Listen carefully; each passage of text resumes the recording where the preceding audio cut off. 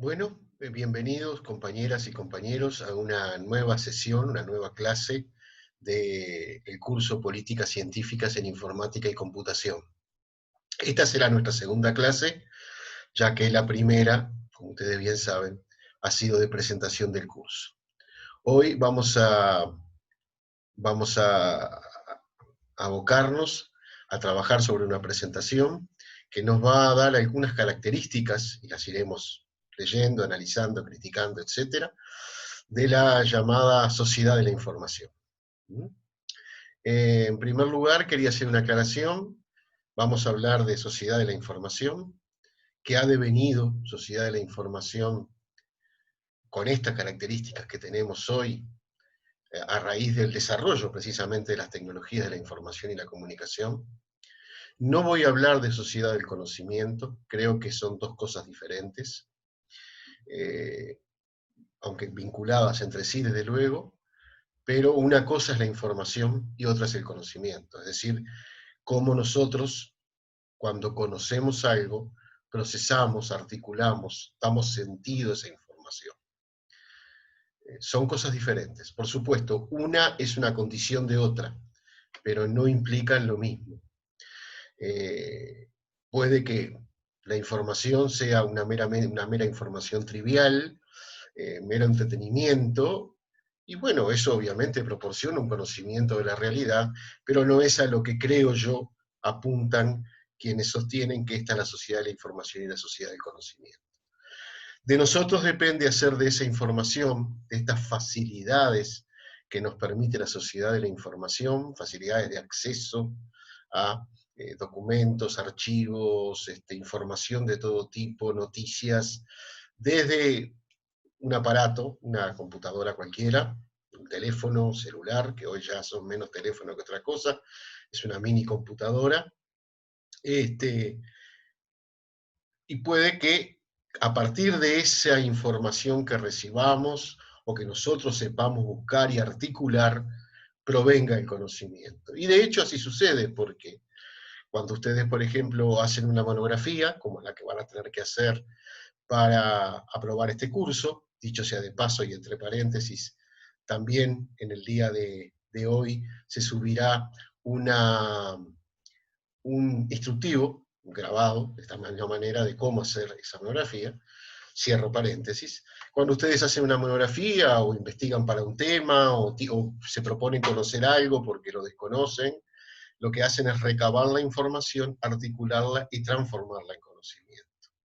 De hecho, esta práctica ha sido usual en todas las culturas y civilizaciones que ha habido a lo largo de la historia humana.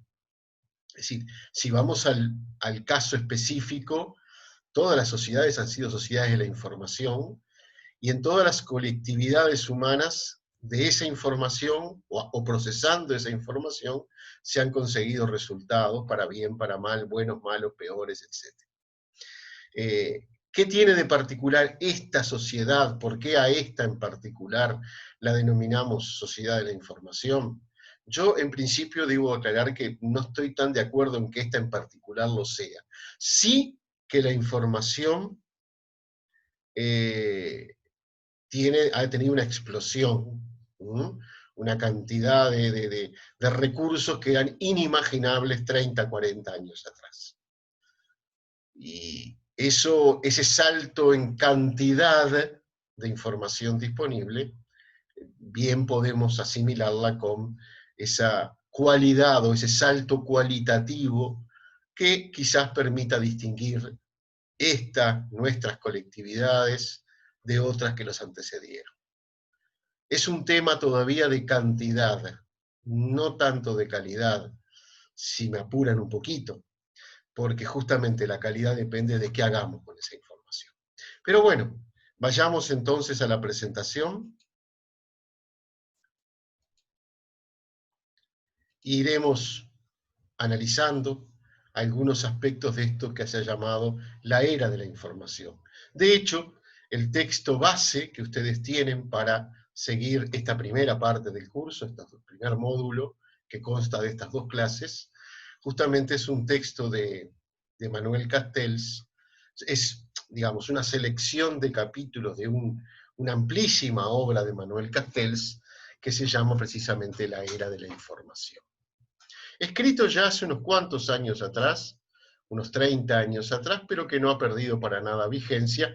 Obviamente los datos que se manejaban en aquel entonces no coinciden con los de hoy. Pero fuera de esos datos, que claro, habría que actualizarlos permanentemente, digamos, lo básico, lo conceptual permanece y permanece de buena manera. Empecemos con esta diapositiva, que es un texto de la UNESCO que precisamente señala eso, ¿no? Cómo se llama Hacia las sociedades del conocimiento, y de alguna manera tiene las características que yo les comentaba recién, es decir, cómo la información puede permitirnos poner en camino hacia las sociedades del conocimiento. Entonces nos dice esta diapositiva: el auge de las tecnologías digitales ha introducido, junto a las formas clásicas de registro del conocimiento, nuevos soportes de almacenamiento, con capacidades que parecen potencialmente ilimitadas. Y de hecho no son ilimitadas al infinito, pero ustedes bien saben, trabajan en ello, cómo cada vez también se evoluciona en el tratamiento de lo que se ha dado en llamar el Big Data, el manejo de esta enorme cantidad de recursos a nuestra disposición, que en ocasiones es tal que puede incluso hacernos naufragar, ¿verdad?, de tanta abundancia de recursos informativos. Y que se caracteriza, eso sí, por una facilidad de acceso sin precedentes. Hoy Internet, sea del tema que sea, de la disciplina que sea, de entretenimiento, de arte, de ciencia, de política, economía, etc., encontramos recursos justamente para por lo menos informarnos primariamente, ¿no? Entonces dice, captada por la revolución digital en forma de discos duros, DVD o tarjetas, la memoria se considera cada vez más una función material, automatizada y artificial. Y esto también es un punto importante, y por eso quería introducirlo. Cada vez más dependemos de memorias externas a la nuestra. Cada vez dependemos más de archivos externos a los nuestros. Hay un simple ejercicio que bien podríamos hacer. ¿Cuántos de nosotros recuerdan más de 2 o 3 números de teléfono de memoria? Muy pocos, porque lo tenemos almacenado, porque sabemos que vamos y está ahí. Sabemos que tocamos y aparece esa persona con la cual queremos conversar, o a la cual queremos enviarle un correo, o lo que sea, y esa persona va a estar ahí con sus datos, y automáticamente el dispositivo nos va a conectar con esa persona, o va a intentar hacerlo. Cada vez dependemos más de una memoria artificial. Esto es bueno y malo a la vez, como casi todas las cosas en el mundo, claro está. O tiene su lado positivo y su lado negativo. El lado positivo es que precisamente podemos utilizar nuestra memoria o darle relevancia a aquellas cuestiones o temas o asuntos que nos parecen precisamente más importantes, y dejarle un lugarcito o dejar en otro lugar aquello que es más accesorio. Por otro lado, corremos el riesgo, sin duda es un riesgo, de perder nuestra capacidad de, con nuestra memoria, nuestro cerebro, ¿verdad?, articular, pensar, conectar, etc. También depende de nosotros esto, ¿verdad? Esto también depende de nosotros y de nuestras decisiones, tanto individuales como colectivas, ¿no? A nivel social, a nivel o de colectivos más pequeños, ¿verdad? Y continúa este texto de la UNESCO, del cual extraje estas dos diapositivas. Al igual que la invención de la escritura o la imprenta, la escritura se inventa, por lo menos hay registros de escrituras un par de miles de años antes de Cristo, escritura cuneiforme, grabados, etcétera, que es una forma, un repositorio de archivos precisamente, o la imprenta, que por lo menos en Europa Occidental la imprenta de tipos móviles se inventa a semejanza de otro invento chino anterior, se inventa en el siglo XV. y esto da la posibilidad de imprimir y guardar muchísima más información de la que se podía hacer, por ejemplo, a través de manuscritos, etcétera, ¿no? Entonces, al igual que la invención de la escritura o la imprenta, dos hitos en la historia de la humanidad, sin duda, el descubrimiento de Internet, yo le llamaría la invención de Internet, porque Internet no estaba ahí, Internet se produjo, se inventó, es una innovación radical. Se puede considerar como un cambio decisivo en la historia de la exteriorización progresiva de las facultades mentales. Un poco lo que decíamos antes, con eso positivo y ese lado negativo que tiene. Como todo archivo escrito, Internet es un dispositivo de memoria externa, pero no se limita a los textos e imágenes y acepta cualquier otra forma susceptible de ser digitalizada.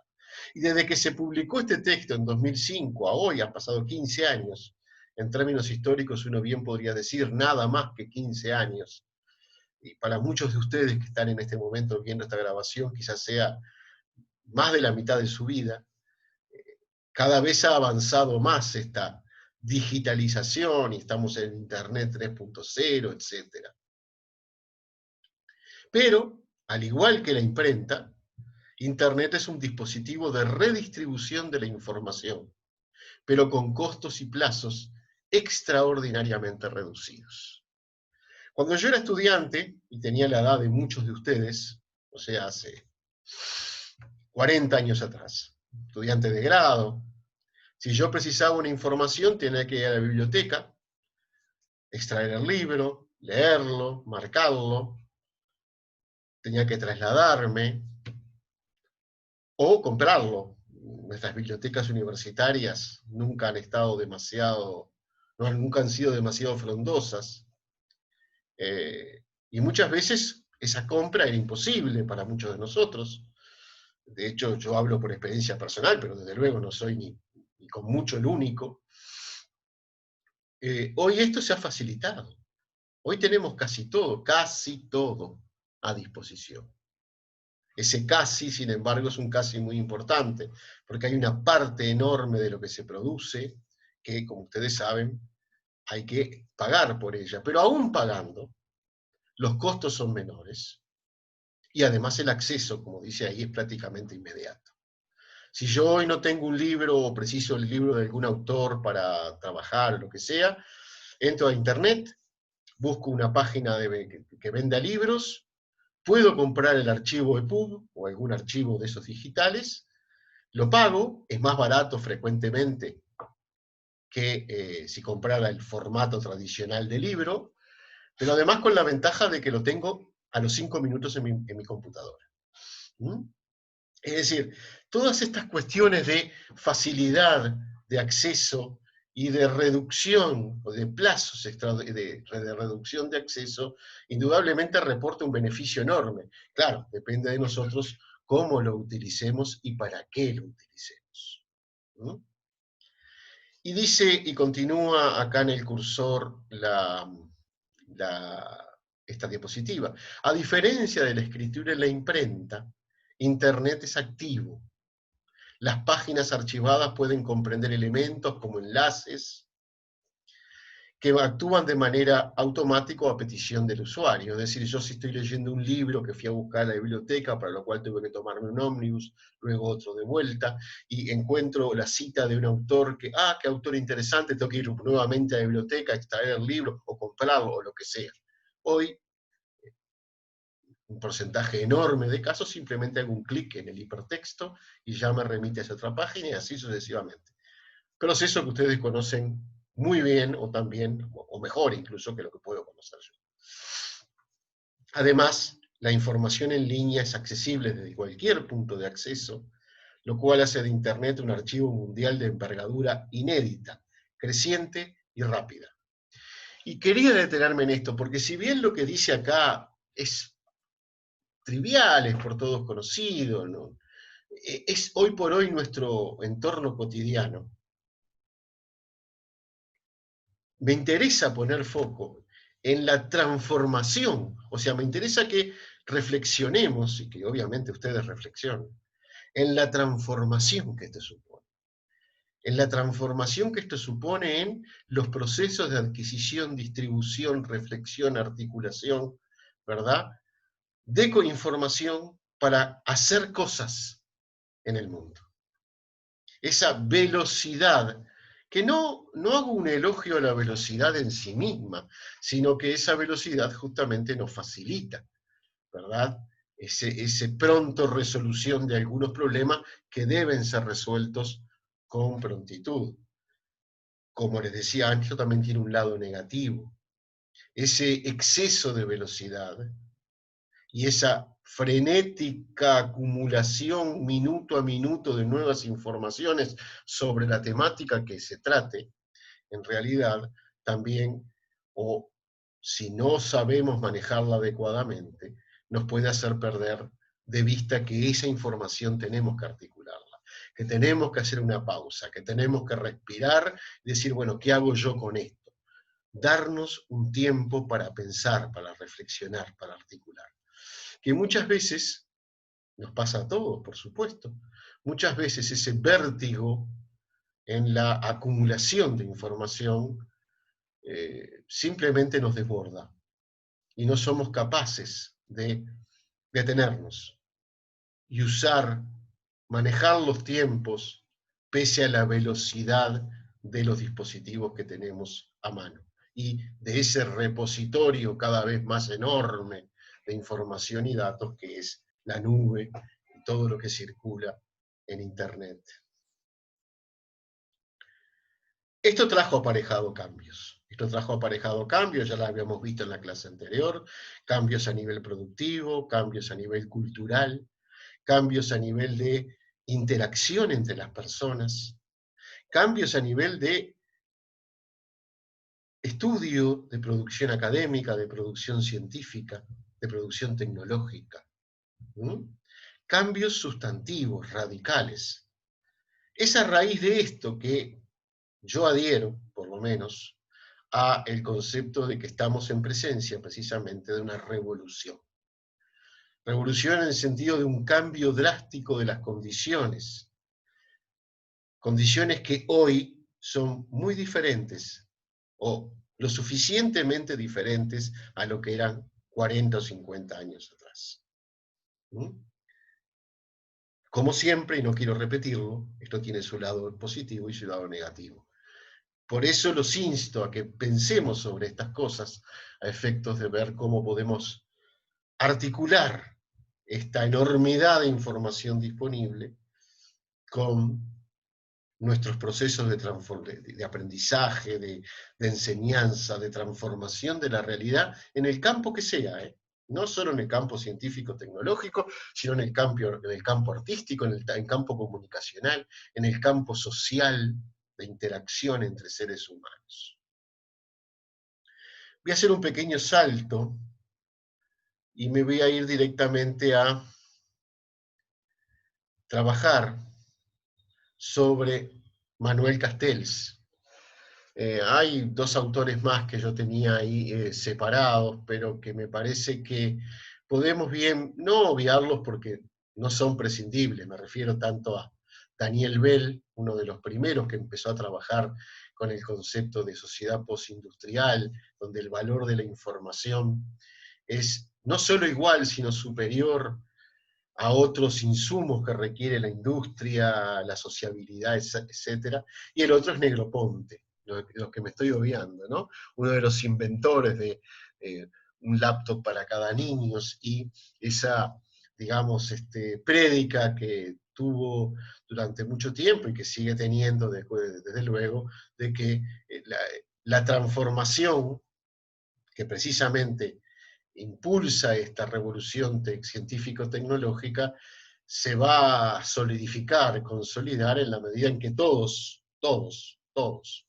7.000 millones de seres humanos que poblamos en la Tierra, ¿verdad?, seamos capaces de operar sobre ello, ¿verdad? Y por eso su prédica en torno a la necesidad que desde la propia infancia, ¿verdad?, ya los niños se vayan habituando, ¿verdad?, vayan ganando competencias en ese proceso.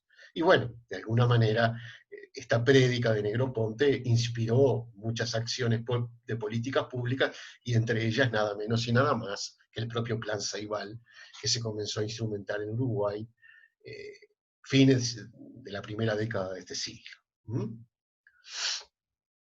Entonces, vamos a trabajar con Manuel Castells, vamos a trabajar con algunos textos de esos que están en las lecturas que están sugeridas, pero además vamos a trabajar sobre algunos textos de otros artículos de él. No es que sean diferentes, sino que me parecieron más adecuados como resumen, por eso es que los incorporo. Dice Castells en este artículo, se llama La ciudad informacional, que es un libro que escribió en 1995, o que publicaron, pero él escribió en 1989. Mi hipótesis sostiene que este contexto de transformación radical, informacional, se caracteriza simultáneamente por el surgimiento de un nuevo modelo de organización sociotécnica, que llamaré modo de desarrollo informacional. El concepto organización sociotécnica es un concepto clave. Vivimos en una sociedad cuya infraestructura es técnica. Nosotros no podríamos vivir más allá de una semana si se cortara la energía eléctrica, el agua potable, etc. Somos incapaces de producir nuestros alimentos, somos incapaces de conservar alimentos en el caso de que fuéramos capaces de producirlos. No nos podríamos trasladar, el frío, por la ausencia de energía, si fuera obviamente una temporada fría, rápidamente habría digamos, un colapso social importante. ¿Por qué entonces esta organización sociotécnica? Porque dependemos de la tecnología, dependemos de una manera mucho más fuerte de la que habitualmente se habla. Baste pensar, ustedes están viendo esto a través de un teléfono celular, de una laptop, de una computadora fija, y todos esos dispositivos que ustedes están usando, ¿verdad?, requieren su carga. En algún momento están continuamente enchufados, o hay que enchufarlos para cargarlos. Y piensen en ese humilde receptáculo del enchufe que está adosado a la pared, donde simplemente vamos y enchufamos, y cargamos este dispositivo, como cargamos un calefón, o una cafetera, o una cocina eléctrica, tanto da, ¿verdad? O un microondas. Ese humilde receptáculo de nuestros enchufes, solo si pensamos lo que hay detrás de esa pared, esas cañerías que van conduciendo a la transmisión que pasa por enfrente de nuestro domicilio, que a su vez llevan a una subestación conversora, digo, estoy haciendo el camino inverso, ¿no?, que a su vez llevan a una estación transformadora de mayor porte, que a su vez llevan a una central de generación de energía eléctrica, del tipo que sea. Imagínense lo que es gestionar todo eso, la cantidad de individuos implicados en esa gestión. Pero además de eso, imagínense la cantidad de conocimiento acumulado a lo largo de decenas y decenas, cientos de años, para que esta verdadera dispositivo técnico gigante haga posible que nosotros casi naturalmente, porque no lo tenemos en cuenta, vamos y enchufamos cuando lo precisamos. Y lo mismo sucede con Internet, o con las tecnologías de la información en general, ¿verdad?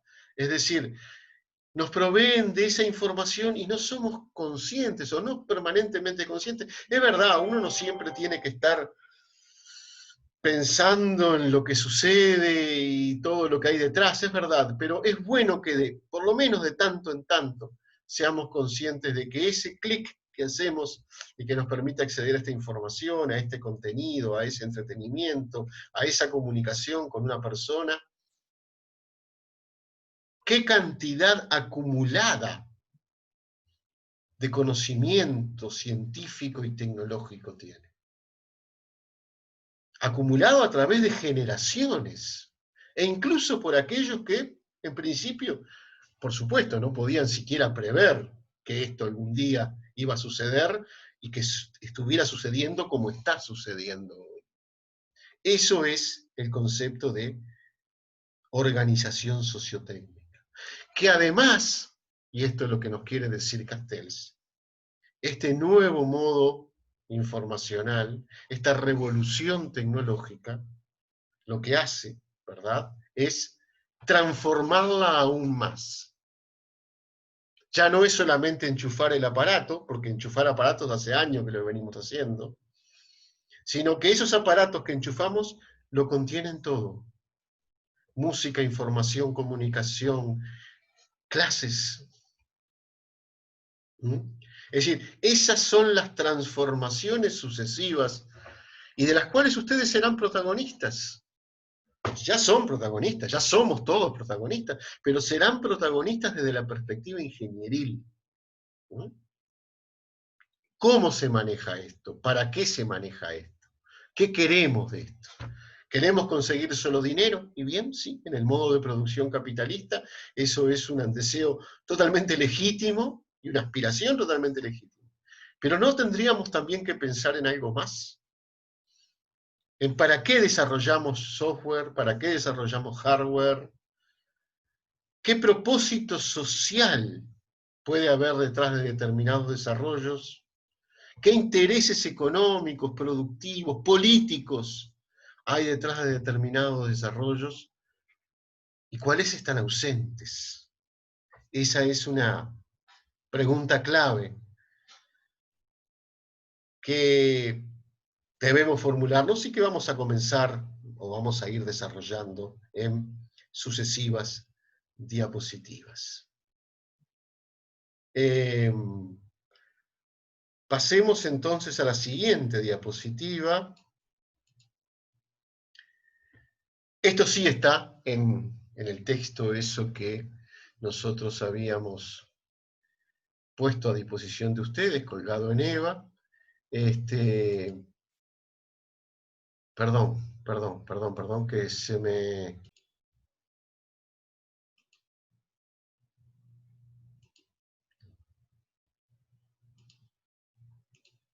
Perdón, se me desbarató un poco el modelo sociotécnico. Acá nos dice entonces Castells, este es un libro, como ustedes ven, de 1998, este que ustedes tienen colgado, o sea, sobre fin del siglo pasado. La edición que nosotros usamos era de 1996, como toda reimpresión tiene algunos agregados, pero básicamente en digamos, en lo contextual, en lo conceptual, mantiene obviamente sus criterios. Entonces dice, quisiera establecer una distinción analítica entre las necesidades de sociedad de información, de la información y sociedad informacional, con implicaciones similares para la economía de la información y la economía informacional. El término sociedad de la información destaca el papel de esta última en la sociedad, es decir, de la información. Pero yo sostengo, y este es un punto clave, que la información, en su sentido más amplio, es decir, como comunicación del conocimiento, ha sido fundamental en todas las sociedades, tal como comentábamos hace un ratito. En contraste, nos dice Castells, es una introducción de matiz, pero que cambia sustancialmente. En contraste, el término informacional indica el atributo de una forma específica de organización social. Que eso, según Castells, es lo que ha aportado, o lo que han aportado las tecnologías de la información, y luego información y comunicación. Una forma específica de organización social en que la generación, el procesamiento y la transmisión de la información se convierten en las fuentes fundamentales de la productividad y el poder, debido a las nuevas condiciones tecnológicas que surgen de este periodo histórico. Y acá quiero detenerme en el concepto de productividad y en el concepto de poder, claves para Castells, pero claves también para que nosotros podamos comprender mejor el contexto, el entorno en el que nos desarrollamos. ¿A qué entendemos por productividad? Entendemos un aumento de la capacidad de producción con un costo similar. Es decir, si yo soy un fabricante de zapatos y fabrico un par de zapatos por día, estoy diciendo cualquier ejemplo, ¿verdad? A mano, tejiendo, cosiendo, cortando, clavando, qué sé yo, las cosas que se hacen para fabricar un zapato. Mi productividad es un par de zapatos por día. Si yo introduzco alguna máquina en ese proceso, una cortadora automática, una cosedora eléctrica, qué sé yo, lo que ustedes quieran, quizás pase a producir 2 pares de zapatos en el mismo periodo de tiempo. Obviamente lo que hice fue, lo que me pasó fue que aumenté mi productividad. Tuvo un costo aumentar esa productividad, desde luego. Tuve que comprar ese aparato, instalarlo, aprender a usarlo. Pero precisamente esos procesos de introducción de tecnología, a las que hace también referencia Castells en esta diapositiva, han sido la constante a lo largo de los últimos 300 años. Es decir, la introducción de innovaciones tecnológicas, a veces radicales, a veces de proceso, permitieron un aumento continuo de la productividad. Un aumento continuo de la productividad que, sin embargo, no se distribuye equitativamente. Y como no se distribuye equitativamente, hay individuos, grupos, corporaciones, sociedades, que recogen la parte del león de esas ganancias por un incremento en la productividad, aún bajando los costos de producción y de venta, y que por tanto al recoger la parte del león, ya sea en términos económicos, ya sea en términos políticos, adquieren una dimensión de poder como nunca antes se había visto. Poder de decisión, política, económica, social, ideológica, sobre todos nosotros. Es decir, conforman una hegemonía en virtud de ese poder que les, digamos, producto de esa apropiación de la gran parte o de las grandes ganancias que ha permitido el aumento de la productividad. La sociedad y la economía informacional, según Castells, justamente lo que han producido es eso. Y hoy, si uno lee libros de economía o de economistas, va a descubrir entre comillas, desde luego, que la inequidad en la distribución de recursos en el mundo es la más alta en muchísimo tiempo. El 0,1% más rico de la población, 0,1%, en una población de 7.000 millones, el 10% serían 700, el 1 serían 70, el 0,1% serían 7 millones. Ese 0,1% distribuido en todo el mundo se apropia de entre el 10 y el 25% de la riqueza, debido precisamente a esto. Y el 10% más pobre, es decir, 700 millones de personas, digo, términos redondos estamos hablando, solo tiene un 10% de esa riqueza. Estas enormes asimetrías, estas enormes inequidades son precisamente fruto de estos desarrollos tecnológicos que además han tenido el visto bueno político de las clases hegemónicas y han permitido este mundo tan dispar, tan desigual, tan en crisis permanente. Esa es la característica de la sociedad informacional y la economía informacional, según Castells. Y de ahí pasamos a la sociedad red, es decir, la sociedad informacional, la economía informacional, precisamente tiene su clave en que es una sociedad red. ¿Qué significa esto?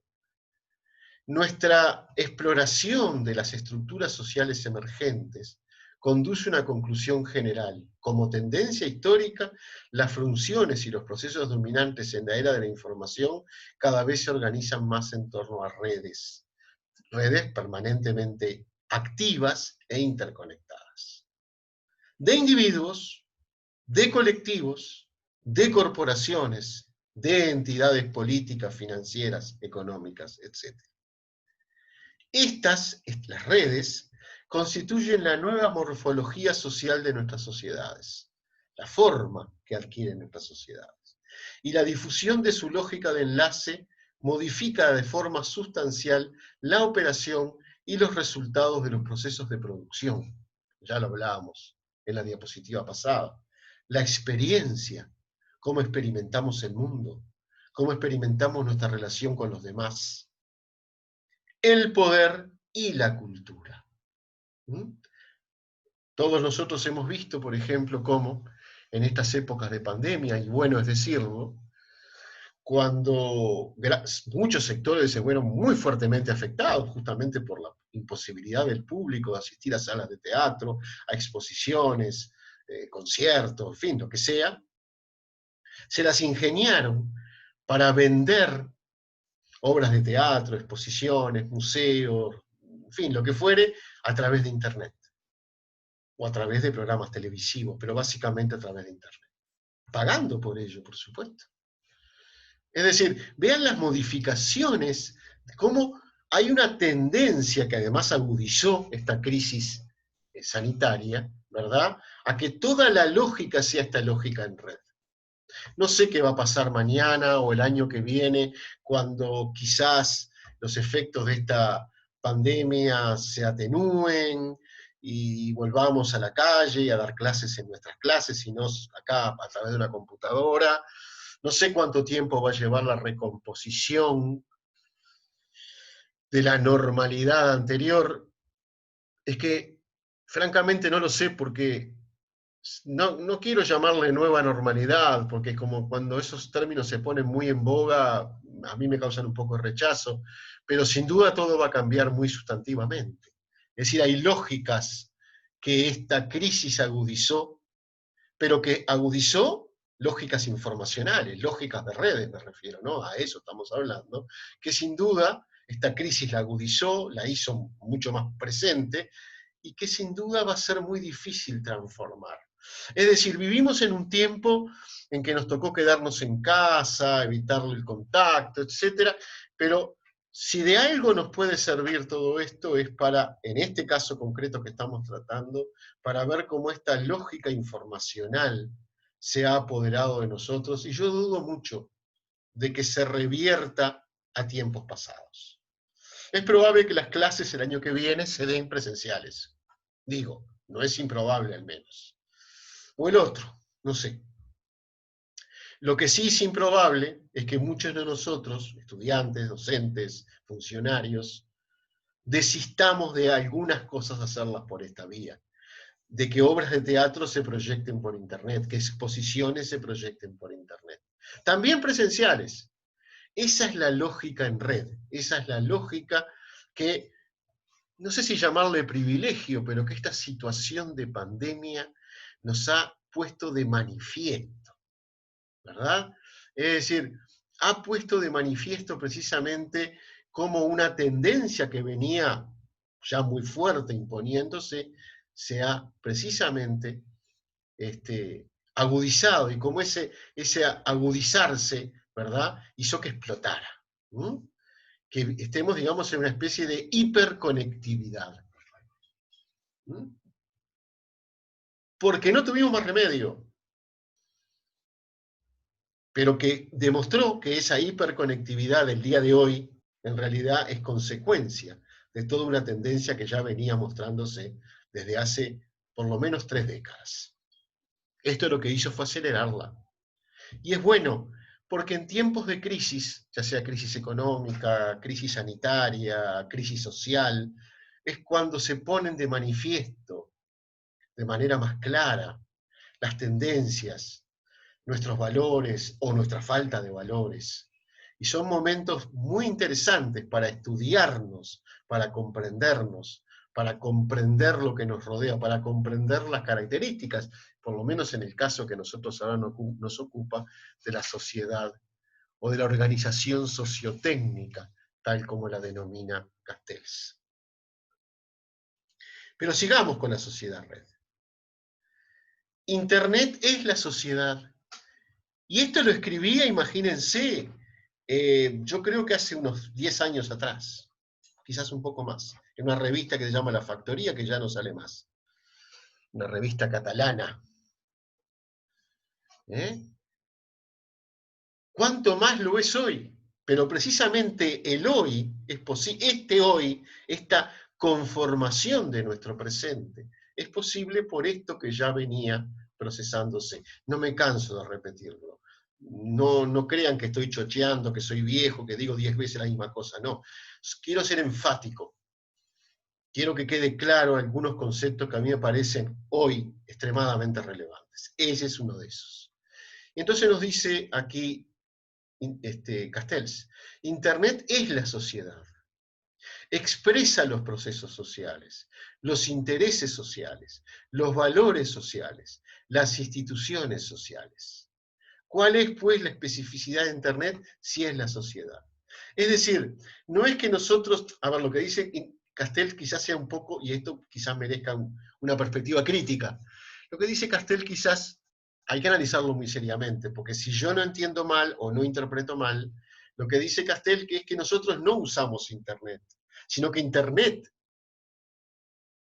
se embebió en nosotros. Y dicho así puede parecer un poco exagerado, pero los animo a que lo piensen, porque me parece relevante el punto. La especificidad, y continúa Castells, es que constituye la base material y tecnológica de la sociedad red. Es la infraestructura tecnológica y el medio organizativo que permite el desarrollo de una serie de nuevas formas de relación social que no tienen su origen en Internet, que son fruto de una serie de cambios históricos, pero que no podían desarrollarse sin Internet. Por ejemplo, cuando hablamos de la globalización en todos los sentidos, comunicacional, productiva, económica, política, ideológica. Hoy, no hoy en pandemia, hoy ya hace un buen tiempo, las compañías, las corporaciones transnacionales están con su sede en un determinado país central, pongamos un ejemplo, Estados Unidos. Puede ser Alemania, puede ser Francia, puede ser cualquiera. Estados Unidos. Y a su vez tienen una filial que trabaja y que le produce una parte de lo que precisan en su cadena para realizar el producto final en China. Como Google, como Apple, ustedes conocen también. ¿Por qué? Porque allá en China el trabajo es más barato, la mano de obra es más barata, hay facilidades de otro tipo, etc. No vamos a entrar a hablar de ese asunto. Esto ya se daba antes, no con Google, pero sí, yo que sé, con otras corporaciones, con la fabricación de automóviles, en fin, lo que ustedes quieran. ¿Qué cambia hoy? O sea, esa realidad que ya estaba instalada, ¿cómo cambia con Internet? Que hoy, a través de Internet, la dirección de esa producción es en línea, es instantánea. No hay que enviar a una persona en avión o en barco, sino que hoy, en línea, yo estoy controlando un proceso. Estoy tomando decisiones instantáneas que implican filiales en todo el mundo. Esto no lo inventa Internet. Esto ya estaba proyectándose. Lo que Internet hace es consolidarlo, concretarlo. De ahí la importancia que le da Castells al concepto de sociedad red, precisamente. Esa sociedad red es la sociedad que yo analizo como una sociedad cuya estructura social está construida en torno a redes de información a partir de la tecnología de la información microelectrónica estructurada en Internet. Detalle, pero es básico. Pero Internet, en ese sentido, no es simplemente una tecnología. Es el medio de comunicación que constituye la forma organizativa de nuestras sociedades. Es decir, pasa a ser el instrumento clave, principal, de comunicación. Y cuando digo comunicación no digo solamente hablar con el vecino, o con la novia, o el novio, o el pariente. Comunicación en el sentido amplísimo de la palabra. Organizar negocios, organizar eventos, también lo que decía antes, claro está. Desacuerdos, acuerdos, disputas, seminarios, etc. Es el equivalente de lo que fue la factoría en la era industrial, es decir, la industria manufacturera, el gran edificio donde se juntaban bajo un mismo techo una cantidad importante de personas con sus máquinas a fabricar, por ejemplo, un automóvil, Forte, en la década del 20 en los Estados Unidos. O la gran corporación en la era industrial más avanzada. Internet es el corazón de un nuevo paradigma sociotécnico, que constituye en realidad la base material de nuestras vidas y de nuestras formas de relación, de trabajo y de comunicación. Lo que hace Internet es procesar la virtualidad y transformarla en nuestra realidad. Esto que es virtual, esta relación que yo estoy manteniendo con ustedes ahora, es en realidad nuestra realidad. Que nuevamente, insisto, puso de manifiesto una crisis, pero que si esta crisis sanitaria no se hubiera dado, igual de todas maneras se hubiera concretado más tarde, más temprano, quizás de otra forma, por supuesto, pero se hubiera ido concretando. Iríamos hacia este tipo de soluciones de sociedad en red a través de Internet. De hecho, ya se estaba hablando de esto mucho antes, ¿no? Es decir, la educación a distancia no es un invento de ahora, pero sí lo es en que se masifique la educación a distancia, porque esta crisis lo propició. Es decir, la red se volvió vital para mantener el contacto entre ustedes y nosotros. Y entre todos, definitivo. Entonces, repito esta última parte, lo que hace Internet es procesar la virtualidad y transformarla en nuestra realidad. Porque esto es virtual, pero es real a la vez. O sea, en realidad lo virtual se transforma en real. No es un juego de palabras. Es que esto en muchos casos sustituye la realidad. Imagínense un ejemplo que es bastante sencillo. Hoy por hoy nosotros, ¿cómo nos informamos? ¿Cómo nos enteramos de lo que sucede en nuestra ciudad, en nuestro país, en la región, en el mundo? Porque no tenemos gente que venga a decirnos qué está pasando. Lo hacemos a través de la televisión, de Internet, de YouTube, de páginas, de lo que sea. Es a través de un vínculo virtual que se constituye precisamente nuestra realidad. Y fíjense qué importante, que el manejo de esa virtualidad, el poder que da, porque construye realidad. Todo este tema de la pandemia, por ejemplo, insisto sobre ello, esta especie de aluvión que tuvimos en los primeros 2 meses de pandemia, en los informativos, en Internet, en todos los medios de comunicación, donde solo se hablaba de esto, se sigue, por supuesto, aunque ha bajado un poco el tono y la cantidad, ¿verdad? Construye una realidad, construye una alarma, una alerta, un cuidado, ¿eh? Es decir, cómo lo virtual construye nuestra realidad, que va a ser la realidad vital, la cotidiana, la que conversamos con nuestra pareja, con nuestros hijos, con nuestros padres. Es decir, che, hay que cuidarse, che, no te reúnas, che, tapaboca, qué sé yo, todo ese tipo de cosas. Entonces, y quiero terminar entonces esta grabación, esta sesión de hoy, con esta última oración de Castells. Hay mucho más, por supuesto, de Castells, que ustedes, por supuesto, van a tener que leer en el texto, y que, por supuesto, ya les aviso, estamos disponibles, cualquiera de nosotros, para responder, para dialogar, para solucionar dudas, consultas, en fin, lo que sea. Pero esto es como un adelanto, es como una clave de acceso, de lectura a los textos de Castells. Por eso termino con esta frase. Lo que hace Internet es procesar la virtualidad y transformarla en nuestra realidad. Este punto es absolutamente clave. Este punto es absolutamente clave. Constituyendo la sociedad red, que es la sociedad en la que vivimos. Y esta sociedad en la que vivimos es una sociedad precisamente construida por las tecnologías de la información. No exclusivamente, pero sí en un lugar muy prioritario. Y ustedes, estudiantes precisamente de ingeniería en computación, son absolutos protagonistas en este proceso. De nosotros depende, precisamente, cómo se articule, cómo se transforma, cómo se encamina este proceso.